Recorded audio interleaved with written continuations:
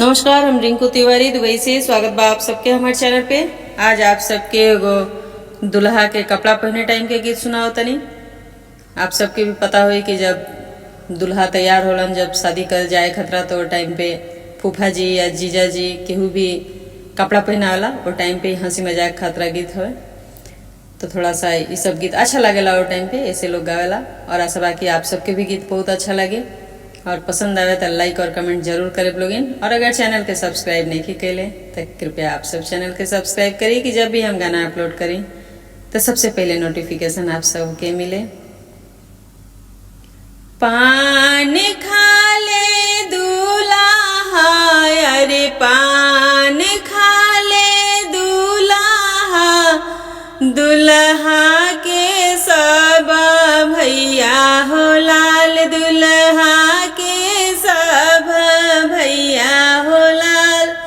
सिकिया बिटोरी ले आपन बहनोइया हो लाल, सिकिया बटोरी ले आपन बहनोइया हो लाल।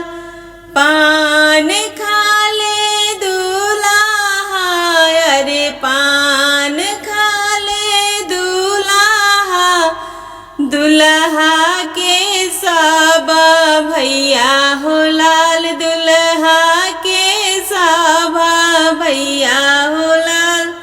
सिकिया बटोरी ले आपन बहनोइया हो लाल, सिकिया बटोरी ले आपन बहनोइया हो लाल।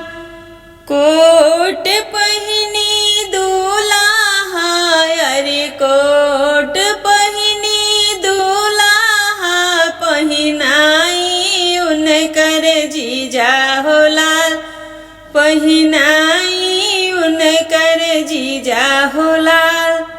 ऐसन गंवर साले जीजा बनी की टैयो बने नहीं जानी हो लाल, ऐसन गंवर साले जीजा बनी की टैयो बने नहीं जानी हो लाल। पान खा ले दूल्हा, अरे पान खा ले दूल्हा, दुल्हा के सब भैया हो लाल, दुल्हा के सब भैया हो लाल। सिकिया बिटोरी ले आपन बहनोइया हो लाल, सिकिया बिटोरी ले आपन बहनोइया हो लाल। घड़ी पहिनी दूल्हा, अरे घड़ी पहिने दूल्हा, पहिनाई उनकर जीजा हो लाल, पहिनाई उनकर जीजा हो लाल। ऐसन गंवर साले जीजा बनी की घड़ियों पहिरावे नहीं जानी हो लाल, ऐसन गंवर साले जीजा बनी की घड़ियों पहिनावे नहीं जानी हो लाल, ऐसन गंवर साले जीजा बनी। पान खा ले दूल्हा, अरे पान खा ले दूल्हा, दुल्हा के सब भैया हो लाल, दुल्हा के सब भैया हो लाल।